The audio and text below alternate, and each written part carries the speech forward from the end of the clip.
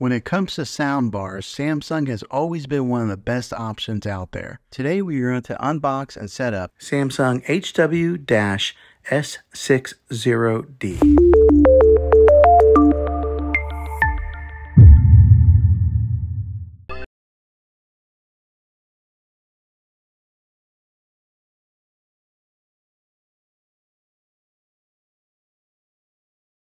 Okay, so here's the front of it, and on here you'll see where it's got the branding nameplate. There is a speaker with a soft covering right here. This is the back. It's got the big old hole here for the subwoofer outlet.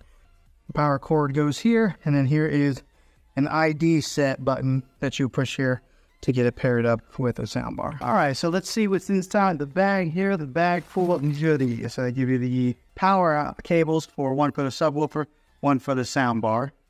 And good, they give me an optical cable here. I was kind of wondering that if I was going to have to order this separately, because a lot of times some of these companies will save costs by not sending you the right cables that you need. But here's the optical cable that I'll use to tie this in directly into the TV. Here's the other end of the power plug in the soundbar. A lot of times these square parts here are so beefy. This one kind of the medium size. The user manual, I don't know who reads these things.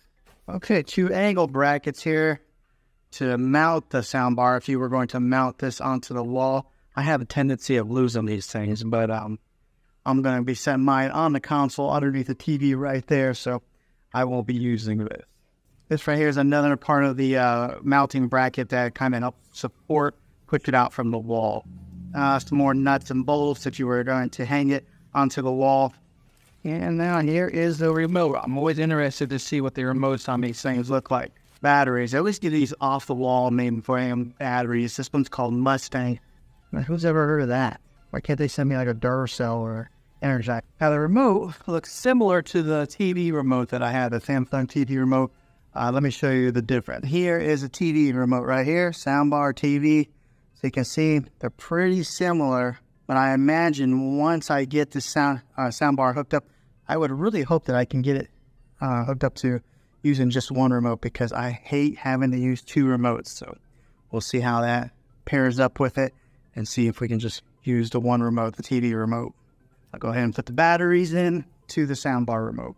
Okay, everything's unboxed here. I'm going to go ahead and get all the power cables hooked up into the subwoofer and the soundbar and get it up there and get it plugged in and get it set. Okay, on the back side of this, there is a USB output. There's an auxiliary in output, a digital. This is where the optical cable is that I will be using to be plugging in from here into a TV. And on the other side here, they got an HDMI in, and then they've got the TV arc out. So this is the other HDMI arc out, and then right here is the power outlet, DC 24 volt. This is all on the back side. Okay, everything's all hooked in here now. Soundbar is displayed underneath the TV. I was a little bit concerned about that once I got the soundbar on there, because I didn't know how high it was going to be to the bottom of the television there. And it's like right there. It's almost perfect. And then I got a little bit concerned to see if the sensors would still be able to read a remote control, but it's fine. I don't even know where the sensors are on that TV. They're really hidden and discreet, so I don't know if they're in the screen somewhere, but now whenever I turn up the volume, you'll see it says AV soundbar. Automatically recognizes the make and the model of the soundbar.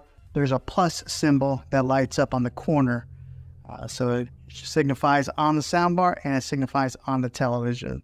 Okay, the subwoofer is connected to the soundbar. Let me tell you, I've never experienced such an easier setup process than this right here. The way this works is once you plug in the subwoofer right here, it automatically connects to the soundbar right away. So that you don't even need to push in the button on there to pair it. It automatically did that.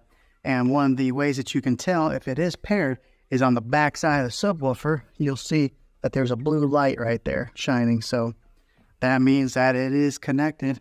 Another little bit of information: if it is blue, that means that it is connected. If it's red, then that means that there's an issue in the setup process. And if it's blinking blue and red together, then that means there is a malfunction.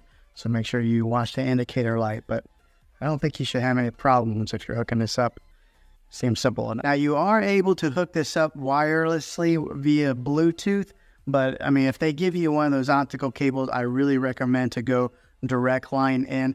Sometimes you never know what kind of issues that you'll have going through wireless through Bluetooth technology.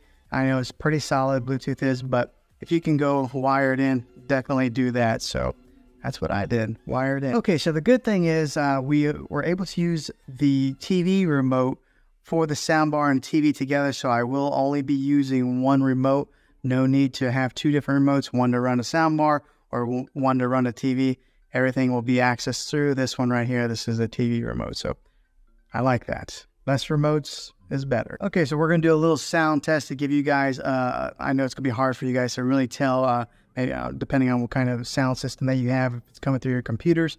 But I'll give you guys a little test of what it's gonna sound like. And I just did a little trial run. Let me tell you, it is a big difference between using a soundbar and just using the speakers on the TV. It gets pretty loud without having to turn it up very far. So much so that my wife is sitting behind me and she started squinting her eyes like that because it was just getting kind of loud for her. But listen in.